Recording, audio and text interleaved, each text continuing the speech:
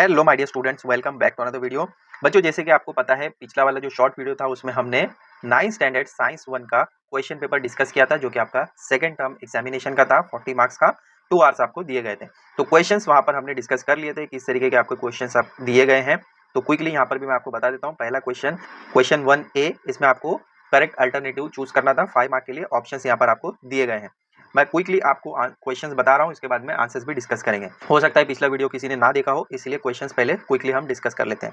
इसके बाद था question A B, answer the following. ये 5 मार्क के लिए, इसमें आपको कोई भी ऑप्शन नहीं दिए गए हैं, पूरे अटेम्प्ट करने हैं।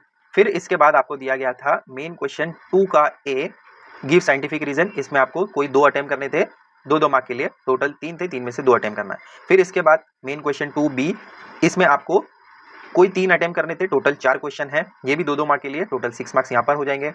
इसके बाद main question 3, answer the following. इसमें आपको कोई 5 अटेम्प्ट करने थे, 3 मार्क का एक क्वेश्चन, टोटल 15 मार्क्स, 3 5 15 हो जाएगा। तो यहाँ पर ये 6 क्वेश्चन आपको दिख रहे होंगे। इसके बाद 7th क्वेश्चन नेक्स्ट पेज पर दिया गया था। ओम्स लॉ एक्सपेरिमेंट आपको एक्सप्लेन करना है सर्किट डायग्राम के साथ में। तो ये 7th वाला क्वेश्चन हो जाएगा, मतलब ये 7 में से आपको कोई 5 अटेम्प्ट करने हैं। फिर इसके बाद मेन क्वेश्चन 4 दिया गया था, जो कि आंसर द फॉलोइंग था। ये कोई एक अटेम्प्ट करना है 5 मार्क के लिए, ठीक है। तो मार्क्स के हिसाब से आपको अपना लेंथ रखना है। अब आइए आंसर्स डिस्कस करते हैं। तो main question 1A, choose the correct alternative. 5 mark के लिए पूछा गया था, हर एक मार्क का। फर्स्ट क्वेश्चन था the unit of work in the SI system is, joule रहेगा। बी वाला जो हाईलाइटेड है, मतलब जो बोल्ड किया है, वो इसका आंसर है। आप चाहे तो यहाँ पर लिख भी सकते हैं या वेरीफाई कर लीजिए अगर आपने क्वेश्चन अटेम्प्ट किए थे। सेकंड वाला है the resistance of a conductor is inversely proportional to its area of cross section. B वाला रहेगा आंसर। थर्ड वाला है the velocity of sound is maximum in solid, रहेगा इसका आंसर। फिर इसके बाद क्वेश्चन 4 दिया गया था sodium carbonate is commonly known as washing soda. फिर फिफ्थ वाला a potential difference of 1 volt is equal to 1 joule per coulomb. इसके बाद मेन क्वेश्चन 1 का बी, आंसर द फॉलोइंग दिया गया था। इसमें कोई भी ऑप्शन आपको नहीं दिए गए थे। पहला क्वेश्चन था find the odd man out, silver, copper, plastic और गोल्ड। इसमें सबसे हट के कौन सा है, तो वो रहेगा प्लास्टिक। यहाँ पर आंसर हमने दे दिया है। फिर सेकंड, स्टेट ट्रू और false the speed of sound increases with an increase in temperature. तो ये करेक्ट है, ट्रू रहेगा इसका आंसर। फिर इसके बाद मैच द पेयर था। कॉलम ए में अगर ब्लीचिंग पाउडर दिया है और कॉलम बी में NaHCO3 या फिर CaOCl2, तो इसमें आपको ये CaOCl2 ऑप्शन लेना पड़ेगा। ब्लीचिंग पाउडर का आंसर ये रहेगा, ठीक है। नेक्स्ट फोर्थ वाला जो यहाँ पर आपको दिया गया है, इसमें आपको कंप्लीट करना है। पहला आपको फॉर्मूला दिया गया है V = IR, ये ओम्स लॉ का फॉर्मूला है। अब नेक्स्ट में आपको क्या किया है, फॉर्मूला दिया गया है, किसका फॉर्मूला है ये आपको बताना है। तो ये फॉर्मूला है पावर का, ठीक है। P = पावर, और ये W वर्क होता है, T टाइम होता है। तो वर्क बाय टाइम, वर्क पर टाइम, इस तरीके से भी आप कह सकते हैं। ये फॉर्मूला होता है पावर का। आगे बढ़ते हैं। फिफ्थ वाला question, give the molecular formula of Epsom salt MgSO4 7H2O, ठीक है। इसके बाद आपको दिया गया था main question 2A, give scientific reason. इसमें आपको कोई 2 अटेम्प्ट करना है। मैं पूरे तीनों के आंसर आपको बता रहा हूँ। जितने भी आपको क्वेश्चंस दिए थे सभी के आंसर मैं आपको बताने वाला हूँ।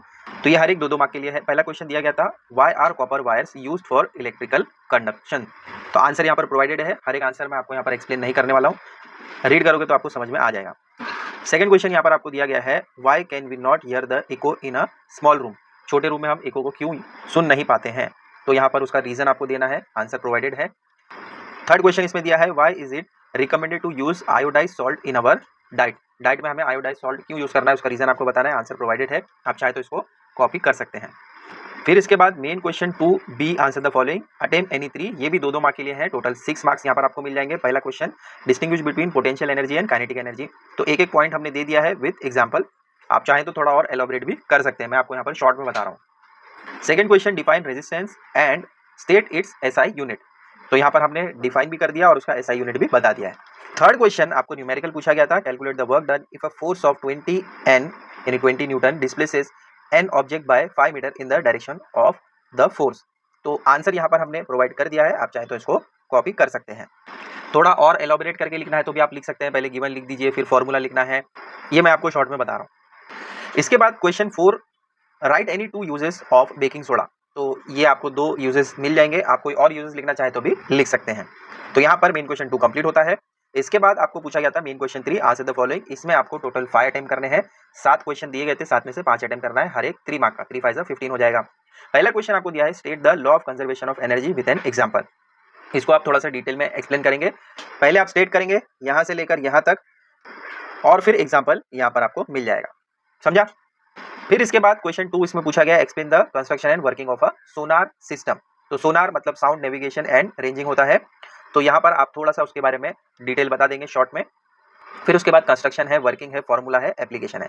आप इसको चाहे तो कॉपी कर सकते हैं या स्क्रीनशॉट भी ले लो। तो ये 3 मार्क का क्वेश्चन है, उसके हिसाब से आपको लेंथ रखना है। थर्ड क्वेश्चन उसमें पूछा गया था what is an electric circuit, draw a neat label diagram of a simple electric circuit. पहले हमने बता दिया इलेक्ट्रिक सर्किट क्या होता है, फिर उसके बाद कंपोनेंट्स क्या क्या लग सकते हैं, फिर उसके बाद वर्किंग बताएंगे और लास्ट में डायग्राम रिप्रेजेंटेशन यहाँ पर आपको मिल जाएगा। सिंपल सर्किट कहा गया है, तो ये 3 मार्क के लिए आपको इनफ हो जाएगा। इसके बाद आपको question 4 explain the difference between crystalline and non crystalline substance पूछा गया था। तो ये लेफ्ट हैंड साइड में आपको क्रिस्टलाइन सब्सटेंस मिल जाएंगे और राइट हैंड साइड में नॉन क्रिस्टलाइन सब्सटेंस। ये पहला हो गया, दूसरा हो गया, तीसरा हो गया और चौथे में हमने एग्जांपल दे दिया है। और लास्ट में कंक्लूजन बता दिया कि crystalline solid have an ordered structure whereas non crystalline solid do not. ठीक है। फिफ्थ वाले क्वेश्चन में अगेन आपको न्यूमेरिकल पूछा गया था, उसका भी आंसर यहाँ पर हमने प्रोवाइड कर दिया है। सीक्वेंस आपको इसी तरीके से रखना है, जब भी आप न्यूमेरिकल लिखें पहले आप गिवन लिखेंगे, फॉर्मूला लिखेंगे और फिर उसके बाद कैलकुलेशन करें। अगर कैलकुलेशन में थोड़ा बहुत भी ऊपर नीचे हो जाता है या कभी कभार आंसर भी रॉन्ग मिलता है तो आपको गिवन और फॉर्मूला का मार्क्स तो जरूर मिल ही जाएगा। ठीक है। और जो भी आपका आंसर आता है उसको थोड़ा सा हाईलाइट कीजिए। कभी कभी होता है कि एग्जामिनर जो है वो डायरेक्टली आंसर ही देखते हैं, तो जो आंसर है आपका हाईलाइटेड होगा, करेक्ट होगा, तो हो सकता है कि आपको फुल मार्क्स भी मिल जाए। क्वेश्चन 6 उसमें पूछा गया था what is radio activity, mention any 2 harmful effects of radio active radiations. तो यहाँ पर पहला हमने बता दिया कि रेडियो एक्टिविटी क्या होती है। ठीक है। फिर हार्मफुल इफेक्ट्स बता दिए 2, लास्ट में कंक्लूजन बता दिया। इस तरीके से 3 मार्क यहाँ पर आपको इजीली मिल जाएंगे, 1 मार्क ईच। 7th क्वेश्चन में आपको पूछा गया था explain the Ohm's law experiment with the circuit diagram. तो ये आपको डायग्राम दिया गया था, ठीक है, इसके बेसिस पर आपको इसको एक्सप्लेन करना था। तो पहले यहाँ पर हमने थोड़ा सा उसको स्टेट कर दिया, अपैरेटस क्या क्या लगने वाले हैं, रिक्वायरमेंट यहाँ पर हमने बता दिया। नेक्स्ट सर्किट डायग्राम रिप्रेजेंटेशन किस तरीके से होता है वो भी हमने यहाँ पर बता दिया। उसके बाद प्रोसीजर में क्या क्या होता है वो 5 पॉइंट में कवर कर लिए। लास्ट में ऑब्जर्वेशन क्या क्या आया वो यहाँ पर बताकर लास्ट में कंक्लूजन देंगे हम कि ratio V by I remains constant which verifies Ohm's law. तो यहाँ तक आपका ये ओम्स लॉ होता है कंप्लीट। इसके बाद आपको दिया गया है main question 4 answer the following attempt anyone 5 mark के लिए। तो 5 मार्क के हिसाब से आपको लेंथ भी रखना पड़ेगा। तो इसमें आपको सब क्वेश्चंस देखने को मिलते हैं। पहला question what is ultrasonic sound, ये ए है। और बी में पूछते हैं कि state 3 applications of ultrasonic sound in the field of medicine and technology. तो ये 2 क्वेश्चन अलग अलग है। पहले क्वेश्चन में अल्ट्रासोनिक साउंड क्या होता है वो बताना है। तो ए में हमने यहाँ से लेकर यहाँ तक कवर कर लिया है। ये हो सकता है कि 2 मार्क के लिए कवर हो जाए। ठीक है। इसके बाद एप्लीकेशंस जो हम यहाँ पर बता रहे हैं, देखो हर एक मार्क के लिए, तो यहाँ पर ये 3 मार्क आपके कवर हो जाएंगे। तो इस तरीके से ये 5 मार्क का क्वेश्चन आपका इजीली कवर हो जाएगा। समझा? आप चाहें तो इसका स्क्रीनशॉट ले सकते हैं या कॉपी करना है तो कॉपी भी कर सकते हैं। इसके बाद सेकंड क्वेश्चन और ये लास्ट क्वेश्चन है, इसमें आपको पूछा गया था डिफाइन न्यूट्रलाइजेशन रिएक्शन। और बी वाले में पूछा गया था explain the formula of sodium chloride जिसको हम NaCl कहते हैं and right its properties and uses. अब इसमें भी आपको अलग अलग क्वेश्चंस पूछे गए हैं। देखो पहले आपको न्यूट्रलाइजेशन रिएक्शन बताना है, तो उसको हमने यहाँ पर डिफाइन कर लिया एग्जाम्पल के साथ में, यहाँ से लेकर यहाँ तक। तो इसको भी हम कंसिडर कर लेते हैं कि ये 2 मार्क यहाँ पर आपको मिल जाएंगे। फिर इसके बाद फॉर्मेशन, प्रॉपर्टीज और यूजेस बताने हैं। तो फॉर्मेशन के लिए यहाँ पर 1 मार्क, प्रॉपर्टीज के लिए 1 मार्क और यूजेस के लिए 1 मार्क। तो इस तरीके से ये 3 मार्क यहाँ पर आपको मिल जाएंगे। तो टोटल ये 5 मार्क्स का क्वेश्चन कंप्लीट हो जाएगा। आई होप ये वीडियो आपके लिए हेल्पफुल रहा होगा। मैंने आपको क्वेश्चन के साथ में आंसर्स भी प्रोवाइड कर दिए हैं। ऐसे ही और वीडियोस के लिए चैनल को सब्सक्राइब कर लो। नेक्स्ट वीडियो में हम ट्राई करेंगे कि साइंस 2 का भी क्वेश्चन पेपर डिस्कस करें।